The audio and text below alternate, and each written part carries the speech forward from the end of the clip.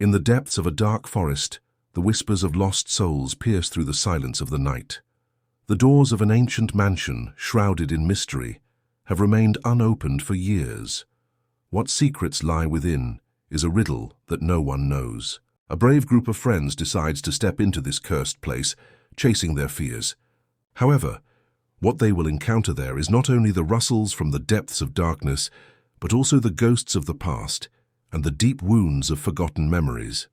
If you want to be a part of this thrilling horror story, don't forget to leave a like and subscribe to our channel. Every new subscriber means a companion on this dark journey.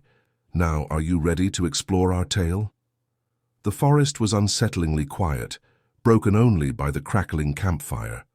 Our group of 5, Emma, Sophie, Liam, Noah, and I, Ethan, sat in a circle surrounded by towering trees that seemed to watch us. The stars above flickered through the branches, hesitant to cast their light down to the forest floor. Noah broke the silence, his voice filled with mischief. "Have you heard of Blackthorn Keep? They say no one who enters ever comes back." Sophie rolled her eyes but leaned in, curiosity piquing despite her skepticism. "What makes it special?" Noah smirked, poking the fire.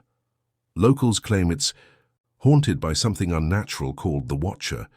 It used to be human, but now it either guards a treasure or feeds on fear. Those who enter often lose their minds or vanish." Liam shrugged. "It's just an old superstition, probably a crumbling ruin." Emma shivered, pulling her jacket tighter. "Why would anyone want to go there?" Noah's eyes sparkled. "Imagine exploring it. What's the worst that could happen?" Sophie grinned. "Fine, let's check it out. But if we get lost or eaten, it's your fault." I hesitated. The stories about Blackthorn Keep haunted me. A hunter who wandered too close heard whispers, only to find himself disoriented and confused. A treasure hunter had screamed before disappearing, leaving only his empty boots behind. And the tale of a young woman who spent a night inside, found later with no memory of who she was, chilled me. Despite my unease, the group's excitement was contagious. Flashlights in hand, we ventured into the darkness of the forest. As we walked, an oppressive silence enveloped us, the twisted trees looming like skeletal hands. Finally, we reached a clearing, revealing Blackthorn Keep, a monstrous silhouette against the pale moonlight. Its crumbling walls were entwined with vines, and the entrance gaped like a mouth ready to swallow us whole. "What a dump," Liam muttered, though his voice lacked confidence. Emma clutched my arm. "Ethan, are you sure about this?" Before I could respond, Sophie strode toward the entrance, flashlight in hand. "Come on, scaredy cats. It's just an old ruin." Reluctantly, we followed her. The air grew colder as we crossed the threshold, and a faint sound reached our ears, distant whispers. Inside, every footstep echoed unnaturally, as if the stones were alive and listening. The air was thick with decay. Flashlights barely pierced the darkness, revealing crumbling walls and cobwebs hanging like ghostly curtains. Liam sighed. "There's not much here." But unease tightened in my chest. Am I the only one hearing whispers? Emma's voice trembled. Sophie waved her flashlight and spotted an old wooden staircase. This place might have a second floor. But something caught my eye, a faint, smudged handprint on one of the steps. It wasn't human. The print was elongated with thin, slithering lines. "Noah, look at this," I pointed. He examined it, his eyes narrowing. "Probably an animal print," he said, trying to sound dismissive, but his doubt was clear. Nearby, I spotted a carving on the wall, symbols etched deep into the stone, accompanied by a chilling phrase. "They are watching us." "Ethan, what does that mean? Who's watching us?" Emma asked, stepping back. "Probably a prank," Sophie shrugged, though her tone was less confident. "Let's check upstairs." Climbing the staircase felt like entering a predator's jaws. Each step creaked underfoot. At the top, we entered a wide hall with an old table at its center. Melted candles dripped onto the floor like frozen tears. Sophie yanked the tattered cloth covering the table, revealing an ancient, blood-stained dagger. "Noah, what the hell is this?" I asked. He picked it up carefully, examining it. "The blood looks fresh. How is that possible?" Before we could respond, Emma spun around, panic in her eyes. "Someone's watching me. I felt eyes on me." We turned sharply, flashing our lights into the shadows, but found nothing. The silence was deafening, and we all realized we weren't alone. Liam found a door partially ajar. "Maybe there's more to this place," he muttered, pushing it open. Inside was a small room, empty except for a broken mirror leaning against the wall. I shined my flashlight on the mirror and thought I saw movement. Not ours, but something inhuman slipping out of view. "Did anyone see that?" I whispered.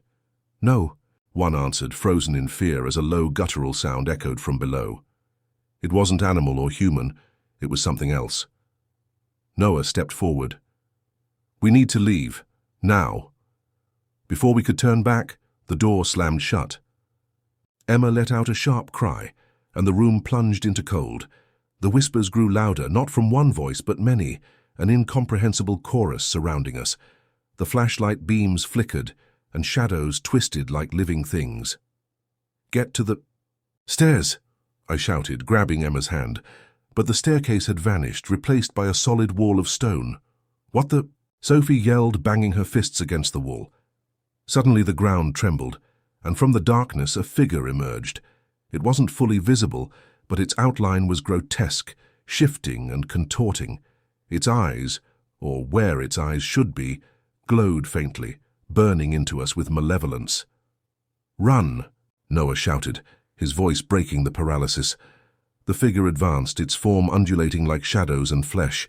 Its glowing void seemed to pierce our souls.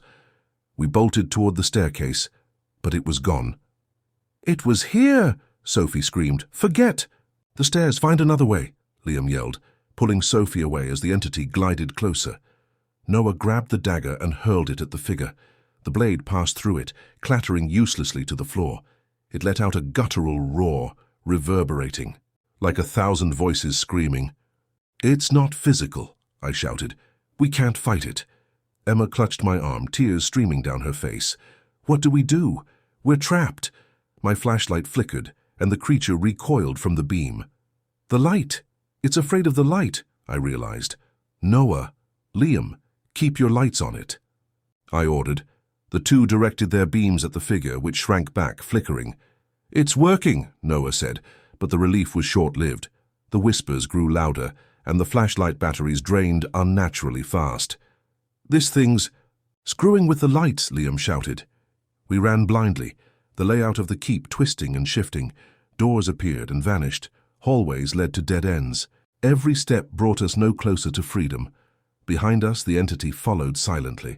The whispers filled our heads. Emma suddenly tripped over a loose stone. "Help me!" she cried, but before we could reach her, a shadowy tendril shot out, wrapping around her ankle. "No!" I screamed, lunging forward, but another tendril forced me back. Emma's screams echoed as the creature dragged her into darkness. The last we saw was her flashlight beam disappearing. Sophie sobbed, clutching Liam. "We can't leave her. We don't have a choice," Noah yelled, pulling me away. "We need to move." I hesitated, my heart pounding, but the creature was closing in. "Emma, I'm sorry," I whispered. Before turning to run, a realization dawned. The keep was manipulating us. It guided us deeper, separating us. I ended up alone with Sophie, while Noah and Liam vanished. "We have to find the others," Sophie said, her voice shaking. "No," I said firmly. "We stick together." As we turned a corner, the whispers stopped, replaced by chilling silence. The creature wasn't following us. It was hunting someone else. Sophie clung to my arm as we stumbled through twisting corridors. The air grew colder, and the walls pulsated as if the building were alive. Every shadow felt like it was waiting to strike. "We can't keep running," Sophie whispered. "It's playing with us." She was right, the creature wasn't chasing us, it was herding us deeper. But then, as we turned another corner, my flashlight caught something unusual. "Look," I said, pointing to symbols carved into the wall. They were orderly and deliberate, with an arrow pointing downward above a faint outline of a trapdoor. "What is this?" Sophie asked, brushing away dust. "I don't know," I replied, tracing the carvings, "but it feels like a clue." I shone my flashlight across the floor and found the edges of the trapdoor. With effort I pried it open, revealing a steep staircase descending into darkness. "Do we go down?" Sophie asked, her voice barely audible. "What choice do we have?" I said, taking a deep breath. "If this is a way out, we need to try." Sway. Staircase creaked under us as we descended. Each step felt like our last, the oppressive darkness tightening around us. Finally, we reached the bottom. The room was small and circular, lined with more carvings. At the center stood a stone pedestal with an old leather-bound book. The air hummed with energy. "This has to mean something," Sophie said, reaching for the book. "Wait," I warned, grabbing her hand. "It could be a trap." But the whispers returned, louder and more insistent. The entity was near and we didn't have time to hesitate. I nodded for her to proceed. She opened the book, revealing pages filled with strange symbols. Among them was a drawing of the creature, just as we had seen. Below it was a phrase in Latin, "Lux est finis tenebris." "What does it mean?" Sophie asked. "Light is the end of darkness," I translated. "Light," she repeated, eyes widening. "That's why it recoiled earlier. Maybe light is the key." Before we could plan, a loud crash echoed from above. The entity had found us. The air grew heavy. The room felt like it was collapsing. "We need to go," Sophie shouted, clutching the book. I led the way back up the stairs, but the climb felt steeper. The whispers became deafening. Shadows reached for us. As we emerged back into the hallway, the creature blocked our path. Its form was larger now, more defined, and its glowing eyes burned with malevolence. "Sophie, the book. Anything else?" I yelled, shining my flashlight directly at the creature. She flipped through the pages frantically. "There's a diagram that shows a circle with symbols. It's a binding ritual. Can you do it?" "I don't know. It looks complicated. Try." As Sophie traced the symbols, I stood between her and the creature, the flickering flashlight our only barrier. "Just a little longer," I muttered, heart racing as the creature inched closer. The tendrils lashed out, one narrowly missing Sophie. The symbols she drew smeared under her hands. "It's not going to work," she screamed. I scanned the room for anything to buy us time. My flashlight beam landed on a chandelier swaying above the creature. "Sophie, get back!" I shouted, grabbing a loose stone. "What are you doing?" "No time to explain." I hurled the stone at the chain. The chandelier crashed down, slicing through the creature's form. It recoiled, letting out a bone-rattling shriek. "This way!" I yelled, pulling Sophie toward a doorway. The corridor twisted and narrowed, as if the keep were trying to crush. "Huss?" The air grew colder, the whispers deafening. "It's driving us in circles," Sophie gasped. "No," I pointed to faint scratches on the walls, forming an arrow. "Someone else has been here." We followed the arrows through corridors. That seemed to descend deeper. Finally, we burst into a massive chamber. In the center stood a heavy iron door, its surface etched with familiar symbols. "Is it a way out?" Sophie asked, hope breaking through fear. "It has to be," I said, rushing to the door, but it wouldn't budge. "It's locked." "There. Has to be a key." Sophie scanned the room, spotting an ornate key on a pedestal. As she moved toward it, the creature lunged, its tendrils slammed where she had stood, missing her by inches. "I've got it," she yelled, clutching the key. "Hurry!" She ran back, tossing me the key as the creature lunged again. I jammed it into the lock and twisted. The door groaned open, blinding light spilling in. "Come on, Sophie!" I yelled, pulling her to her feet. We sprinted through the doorway as the creature let out a final, ear-splitting roar. The door slammed shut, sealing it inside. We collapsed outside, gasping for breath. The moon bathed the forest in a glow, and for a moment, all was silent. "Is it gone?" Sophie asked. "I don't know." I stared back at the iron door embedded in the hillside. The whispers were absent, but the forest remained unnaturally still. Something told me the keep hadn't released us. It was simply waiting. "What about the others?" Sophie's eyes welled with tears. I didn't have an answer. The cold forest air filled my lungs as Sophie and I staggered away from the iron door. Shadows loomed over us, their gnarled branches twisting in the moonlight. "Ethan, look!" Sophie pointed through the trees. In the distance, a faint light flickered, a warm glow that didn't belong to the cold forest. "Could it be someone's camp?" she asked, hope breaking through her fear. Only one way to find out, I replied, unease churning in my stomach. We cautiously approached the light, every crunch of leaves making my heart jump. As we got closer, the glow revealed a small wooden cabin, its windows emitting a soft light. Smoke curled from the chimney. "Arky, cabin," Sophie whispered. "Out here." "It doesn't make sense," I said, eyeing the structure warily. "But we need to rest. Just stay close." The door creaked as I pushed it open. Inside, the cabin was modest but warm.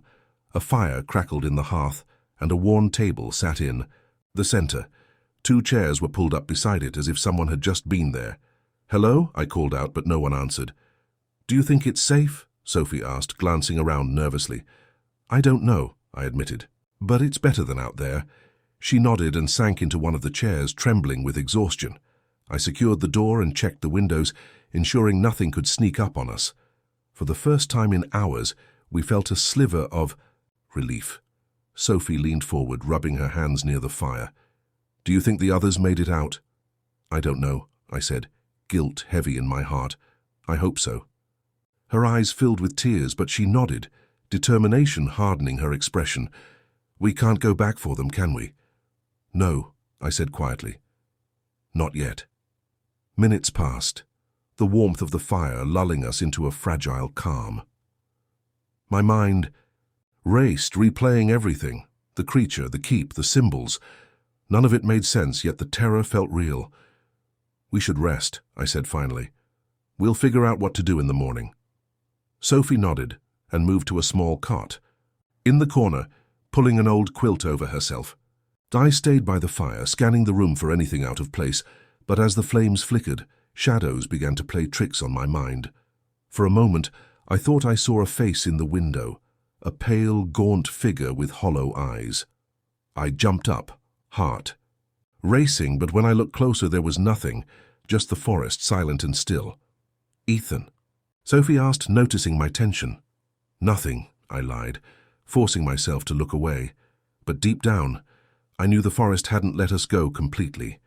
The keep and its guardian were bound to that cursed place, but their presence marked us. Hours passed, or maybe just minutes. It was hard to tell. My eyelids grew heavy and the warmth of the fire lulled me towards sleep. Just as I began to drift off, a sound jolted me awake, a faint scratching. At first I thought it was the wind, but it came again, louder, deliberate. It was coming from beneath the floorboards. "Sophie," I whispered, shaking her awake. "What?" she asked groggily. "Do you hear that?" The scratching grew louder, followed by a low guttural moan. The firelight flickered, casting unnatural shadows. "We have to leave," I said, grabbing her hand, but no time. Just as we reached the door, the moaning stopped.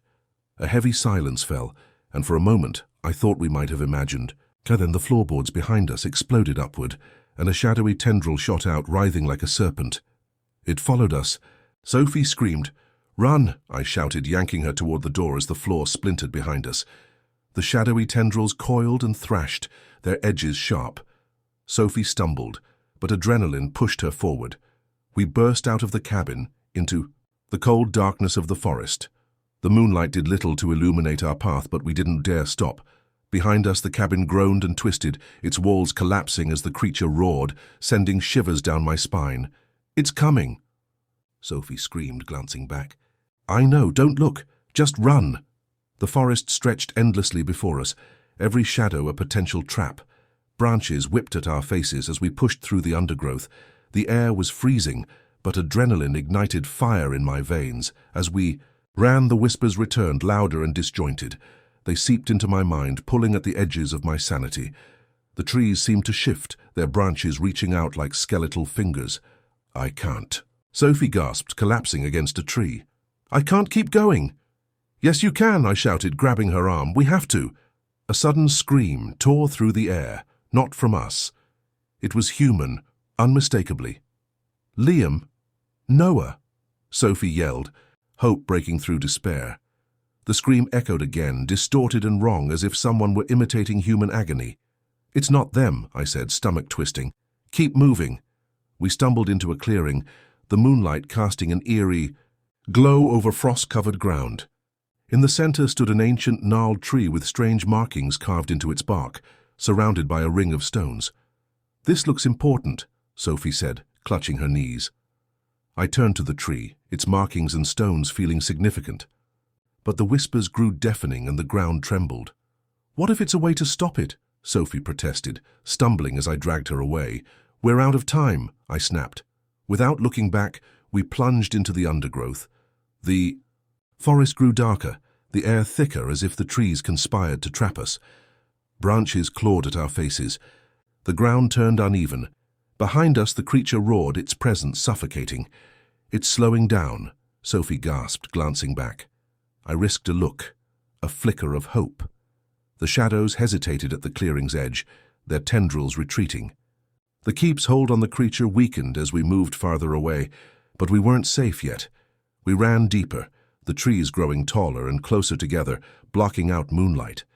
My flashlight flickered, its beam weaker. "Stay close," I said. "I'm not letting go," Sophie replied, gripping my arm tightly. The whispers faded, replaced by eerie silence. It felt alive, as though the forest held its breath. Suddenly, Sophie froze. "Ethan, look!" Ahead, faint lights flickered between the trees, swaying gently. At first they seemed like lanterns, but as they floated closer I realized they weren't attached to anything. "Are those people?" Sophie whispered. "No," I said firmly. "Don't trust it." The lights circled us, their glow intensifying. A faint hum filled the air, growing louder. "We have to move," I said, tugging Sophie forward. But the lights moved with us, closing in like a pack. The hum turned into a low chant, an unintelligible drone rattling in my skull. With no other option, I grabbed a branch and swung it at the nearest light. The moment it made contact, the light exploded into sparks, and the others hissed, retreating. "Slightly. They're afraid of us fighting back," I shouted. Sophie grabbed her own branch, and together we swung at the lights, forcing them to scatter. The chanting faded, and the lights vanished into darkness. But the victory was short-lived. The creature's roar echoed through the forest again, louder and angrier. "It's coming," Sophie said, her voice trembling. "We keep moving," I said, determination hardening. Hours seemed to pass as we ran deeper, breaths ragged and bodies on the verge of collapse. The terrain grew steeper, rocky, unstable. "I can't," Sophie panted, collapsing against a tree. "We're lost, Ethan. We've been running for hours." I didn't have an answer. She was right. We had no idea where we were or if we were heading towards safety. But I couldn't let despair take over. "Listen," I said, gripping her shoulders. "That thing, it's tied to the keep. The farther we get, the weaker it becomes. We just have to keep going a little longer." She nodded reluctantly, wiping her eyes. "Okay." We pushed forward, stumbling into a narrow ravine. The sound of rushing water reached us, and for the first time I felt a flicker of hope. "A river," I said. "If we follow it, it might lead us out." We waded into the icy water, the current tugging at our legs. The roar of the creature faded, replaced by the soothing sound of the river. "It's getting quieter," Sophie said, her voice tinged with relief. "I think we're almost out of its range," I replied, though I couldn't shake the feeling that we weren't safe yet. As we rounded a bend, the forest began to thin. The moonlight grew brighter, illuminating the path ahead. For the first time, the oppressive weight of the forest seemed to lift, but just as we reached a clearing, the riverbank gave way beneath us. We tumbled down a steep slope, landing in a heap. "Ethan!" Sophie cried, scrambling to her feet. "I'm okay," I groaned, clutching my side. Then we heard it, a guttural growl, faint but unmistakable.